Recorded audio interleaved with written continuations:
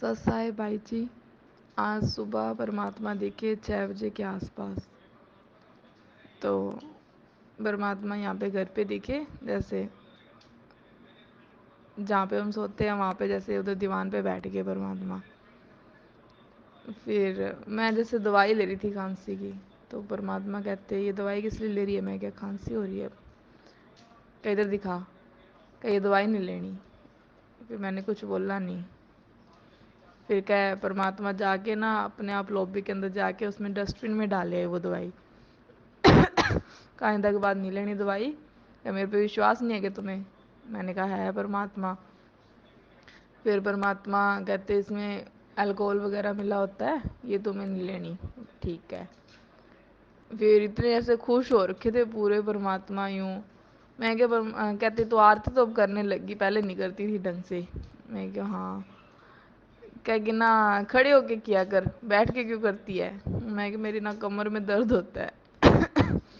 तो परमात्मा कहते दिखा कहाँ पे दर्द होता है। फिर मैंने दिखाया तो ऐसे हाथ फेरा।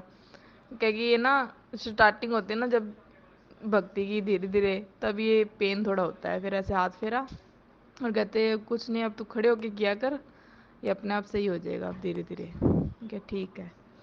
फिर कहते कि चलो पानी कर दो, मैं नहा लूँ, फिर आरती करते अपने। मैं क्या, ठीक है परमात्मा। मम्मी भी इधर आ गई, सुलेखा बहन भी दिखी, आप भी दिखे थे, जैसे सारे लॉबी के अंदर दरबार था परमात्मा का। फिर परमात्मा नहा के आए। फिर परमात्मा यूँ कहते कि देखना मेरे खारिश हो रही है पीठ पे, देखना।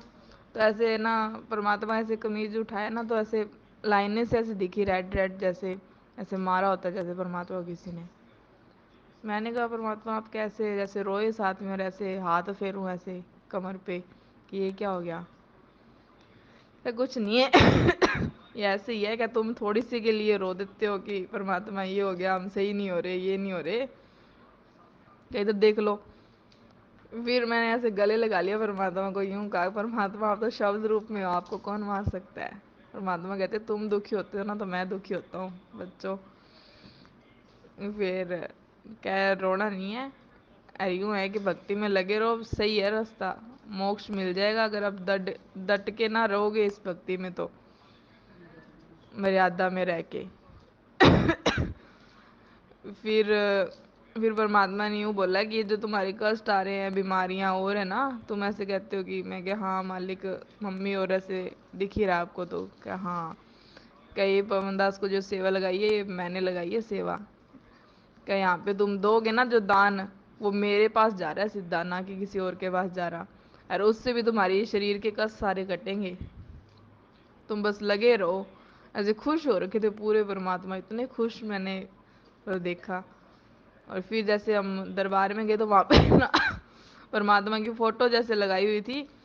और इतने में ना मालिक गायब हो गए, और इतने मम्मी ने उठा दिया कि भाई नित्यनेम का टाइम हो गया, खड़े हो जाओ। और परमात्मा वहाँ से गायब हो गए थे।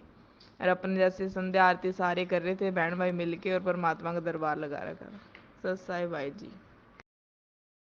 परमात्मा जब आए ना घर पे, तो लॉबी के साइड ना चप्पल उतार के अंदर आए। ऐसे हम देख के एकदम चौंके परमात्मा को। और मम्मी को अंदर ऐसे मन में ऐसे घूमे कि मम्मी अपना तो कबाड़ सा घर है, यहाँ पे परमात्मा कैसे ऐसे। और परमात्मा से खुश होते आए, और चल चप्पल भी खोल के आए परमात्मा।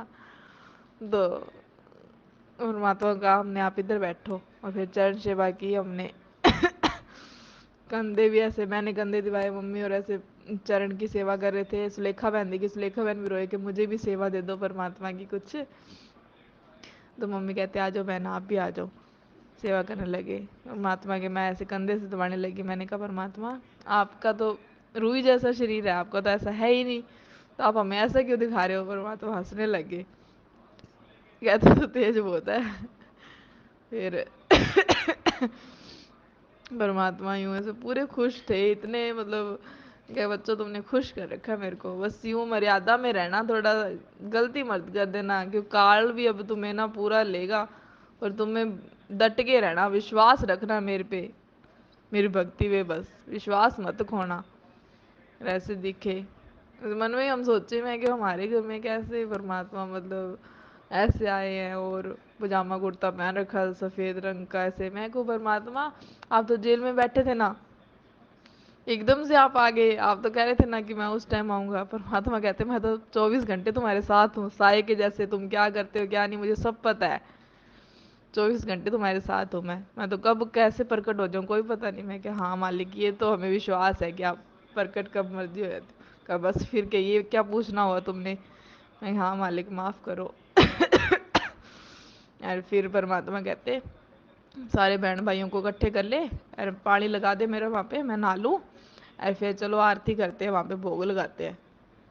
और फिर उधर हम सारे चचाई रखा सुलेखा बहन, आप भी दिखे, मम्मी और सारे और बहन भाई साथ संगति वाले।